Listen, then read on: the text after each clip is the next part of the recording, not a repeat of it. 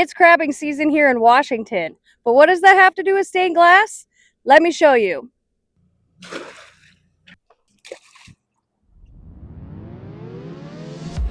I'm Brianna, a new stained glass artist behind the Upper Corner Creative. And in this video, you're going to learn a little bit about crabbing for Dungeness crab in the Puget Sound waters of Washington. And then watch me design and create a stained glass piece inspired by my catch. Now let's see if I could turn this crab into glass. It's a gorgeous day to do some crabbing.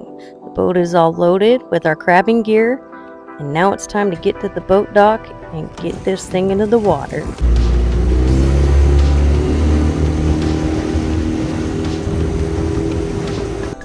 In search of our super secret spots to drop our crab pots, we usually look for spots around 75 to 80 feet deep.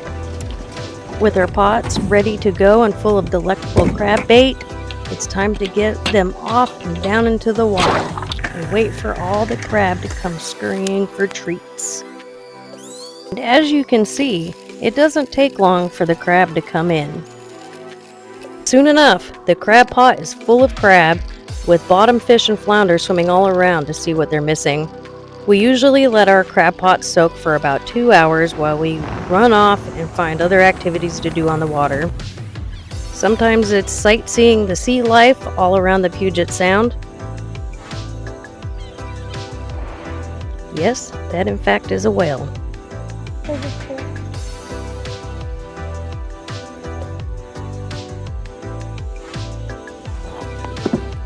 How about some massive lion's mane jellyfish? But what we like to do most of all is fishing. Oh, I got a fish. Hold.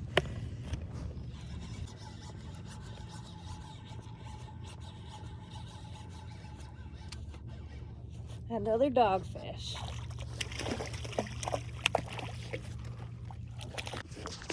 This here is a spiny dogfish. It is a pesky small shark that are a dime a dozen. While fun to catch, they mess your line up and chase away all the good fish. While that's a blast, it's time to go pull our crab pots. This is where the real work begins.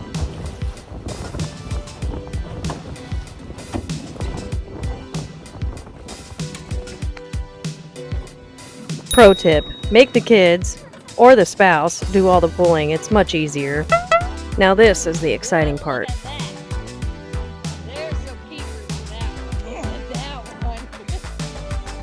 But before we can bag them all and call them ours, there's some criteria they must meet first.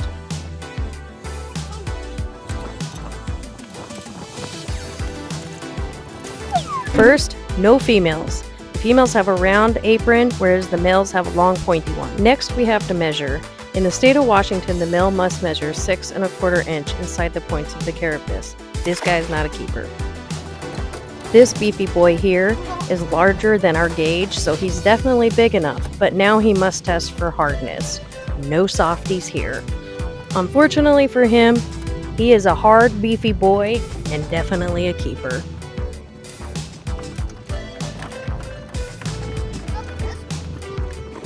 With a bucket full of crab, it's time to head home before the sun sets and see what's next. That is always so much fun. I love crabbing. It's like treasure hunting. But anyway, before we get to eating, I'm going to take some pictures of this guy. I'm not sure if I want to go more for a cooked crab look or just a crab fresh out of the water.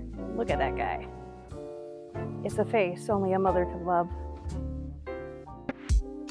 Got all my pictures, and now it's time to do some tracing and some fine-tuning of the pattern, and then we will discuss some color choices. Where I live, there are signs all over the island with a common color scheme that I think I'm going to use inspiration for. I have the perfect glass to carry out this theme. For the border that I designed, I plan on using this blue wispy glass. For the background, there was no better choice than this clear water glass. The waves in the glass could not be more perfect. And for the crab, I'm choosing to go for the cooked look. This red-orange wispy glass is spot on. And now it's off to the cricket to have it do its thing, because I ain't got time to be cutting all those pieces out. One of my favorite parts. so very satisfying.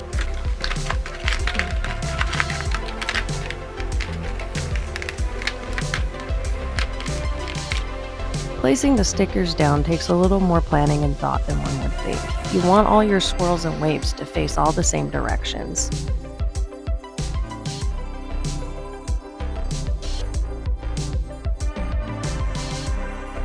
With all 63 pattern stickers down, it's time to cut. I see so many comments on other channels regarding the use of gloves. Gloves are not required while cutting glass. I personally find them to be cumbersome, and once you understand how glass works and behaves, it's just really not necessary. Stained glass has been around since the 7th century, and if it were as dangerous as some would assume, it simply would not be here today.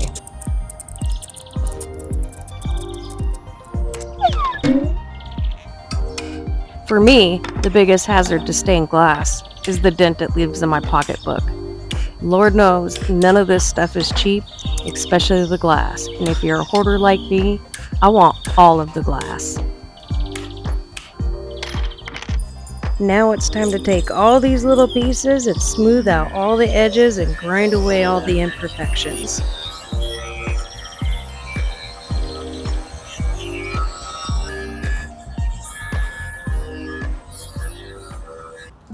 It's coming together and we're getting close.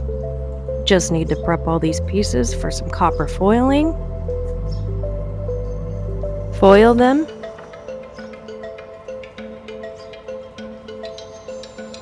Burnish them.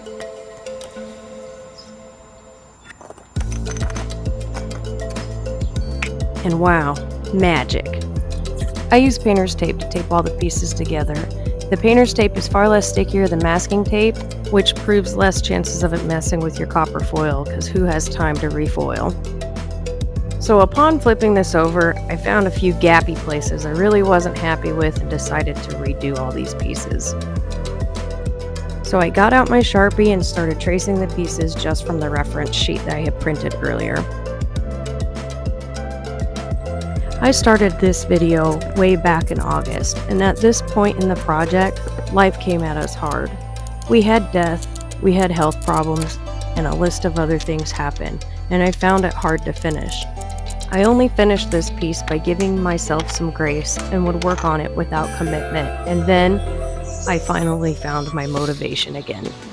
Here it is March, and it's time to set out to finish what I was so eager to do in the first place.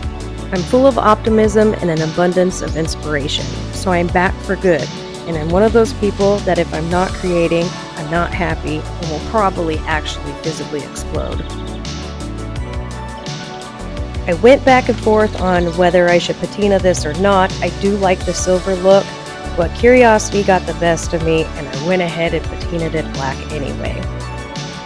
I do think in the future I'll probably just keep this piece silver instead of the black patina, but I do not think the black turned out too bad.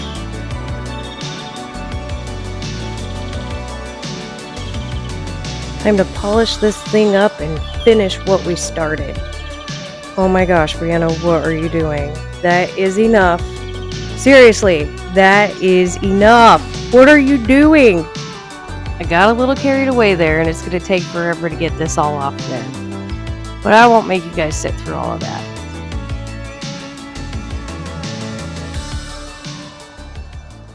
This piece almost didn't happen. Life has a way of throwing things at you right when you're trying to make something good. But sometimes the best thing you can do is just to keep moving forward, one piece at a time.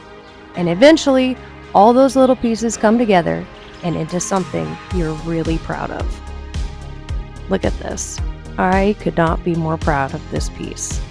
And please tell me your thoughts, black or silver.